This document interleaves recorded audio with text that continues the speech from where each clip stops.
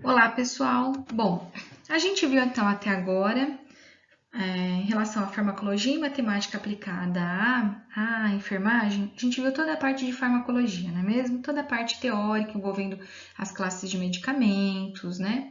A relação do medicamento em relação ao organismo, para que a gente usa os medicamentos. E agora, então, a gente vai começar as nossas aulas de cálculo de medicamentos. Essa, então, é a primeira aula de cálculo de medicamentos e nessa primeira aula a gente vai fazer uma revisão matemática. Por que essa revisão matemática? Para a gente aprender cálculo de medicamentos, a gente tem que saber fazer as 4 operações básicas de matemática: soma, subtração, multiplicação e divisão. Na nossa escola, a gente pode usar a calculadora para desenvolver os cálculos, mesmo em atividade avaliativa.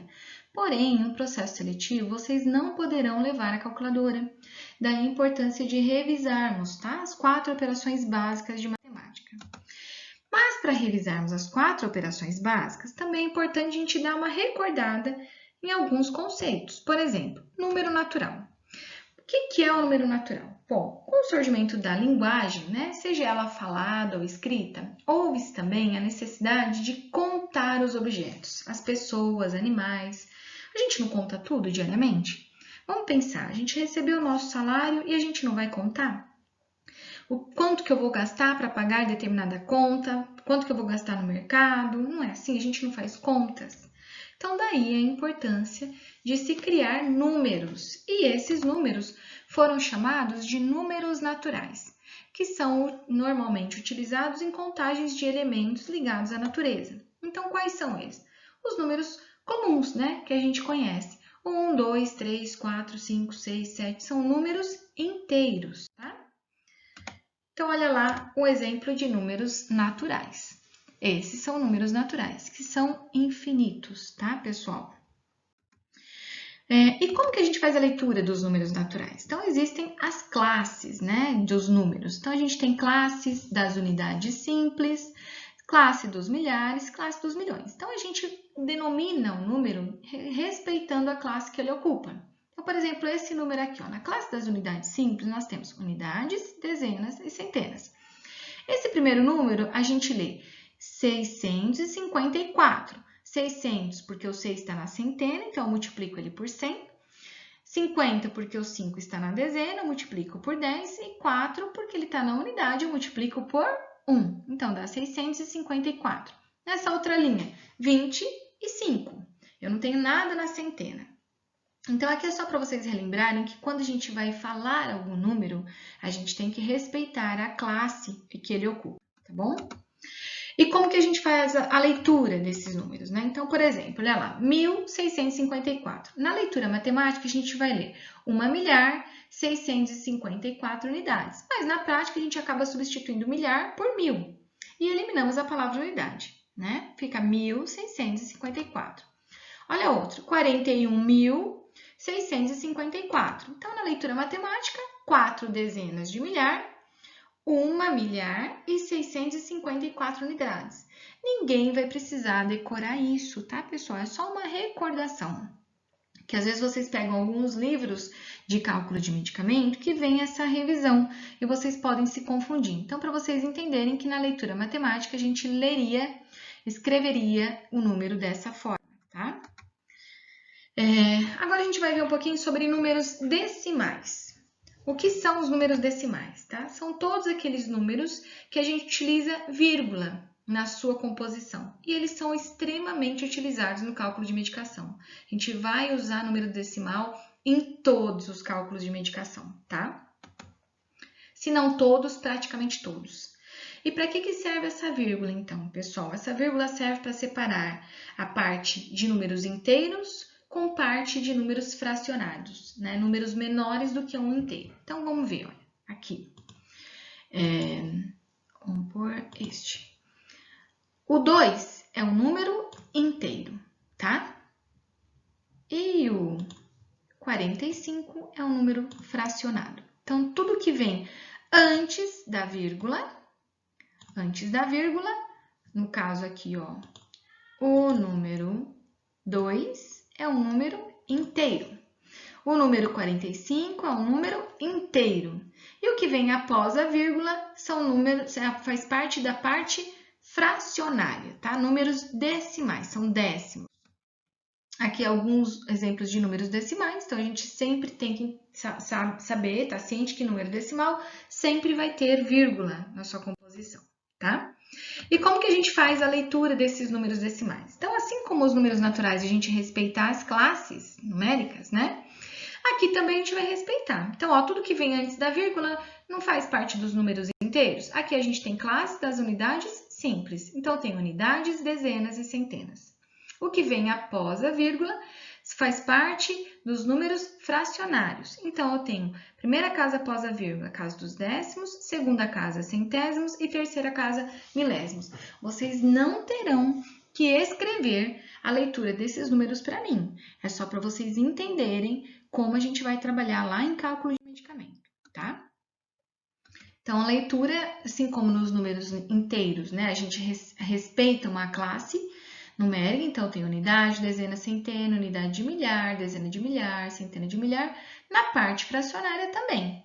Décimo, centésimo, milésimo. Depois décimo de milésimo, centésimo de milésimo, milionésimo. Depois décimo de milionésimo, centésimo de milionésimo, bilionésimo.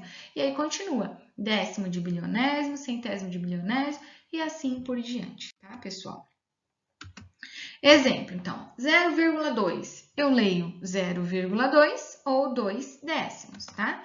0,07. Eu leio 0,07 ou 7 centésimos.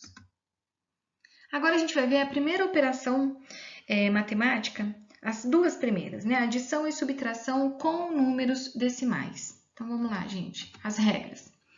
Quando a gente vai fazer uma adição ou subtração com números decimais, a gente sempre tem que colocar vírgula embaixo de vírgula, ou vírgula sob vírgula, tá?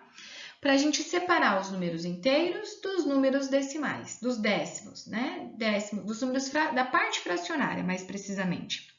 Então, eu vou pôr inteiro embaixo de inteiro, décimo embaixo de décimo, centésimo embaixo de centésimo e assim por diante. Outra regrinha. Eu tenho que igualar as casas decimais com zeros, tá? Para depois eu conseguir fazer. Na soma, não tem tanta importância, não tem necessidade na adição, mas na subtração faz toda a diferença se eu não igualar as casas, tá? E depois que eu igualei as casas, é só eu realizar a adição ou a subtração como se fossem números inteiros, números naturais, números sem vírgulas, tá? Então, vamos lá ver o primeiro exemplo, ó. 28,31 mais 6,1. Então, eu tenho 28,31 mais 6,1. Aqui eu vou igualar as casas. Nesse exemplo, pessoal, eles colocaram até 2 zeros a mais para mostrar para vocês a casa de milésimos. Não havia necessidade de colocar essas daqui, ó, tá? Essa última casa aqui, ó, não havia necessidade de colocar. Certo? Não vai fazer diferença nenhuma no resultado. Mas aqui, ó, esse zero aqui, embaixo do 1, tem que colocar, para a gente igualar as casas. Então, eu vou somar agora, então vai ficar 0 mais 1, 1. 1 mais 3, 4. 6 mais 8, 14. Vão 1, 2 mais 1, 3. E a vírgula eu coloco embaixo de vírgula, tá? Então, acrescentou-se o zero aos números após a vírgula para igualar as casas decimais. Outro exemplo, ó, aqui é uma subtração, ficou faltando o sinalzinho de menos aqui, então uma subtração. Nesse caso eu tenho 9, que é um número inteiro, menos 3,3, tá? Aqui eu tenho que obrigatoriamente igualar as casas, pessoal, porque na subtração, lembra que eu falei? Se eu não igualar a casa, eu não tenho resultado real. Então, eu vou igualar a casa. Então, como que funciona a subtração? Eu pego o número de cima e do número de cima eu tenho que tirar o que está embaixo, não é assim? Então, aqui eu tenho 0. De 0 eu consigo tirar 3? Não, porque 0 é menor que 3. Então, eu vou pegar emprestado, ó. O 9 aqui vai ficar valendo 8. E ele emprestou 1 aqui para o 0. Agora, esse 0 ficou valendo 10. Agora sim, de 10 eu consigo tirar 3, não consigo? Então, se eu tenho 10 e tiro 3, eu vou ficar com 7. Abaixo a vírgula, porque é vírgula embaixo de vírgula. Esse 9, que era 9, agora ficou valendo 8. Deixa eu fazer um 8 aqui bonitinho. Opa, aqui. Fazer um 8 bonitinho. Ele ficou valendo, ó, 8.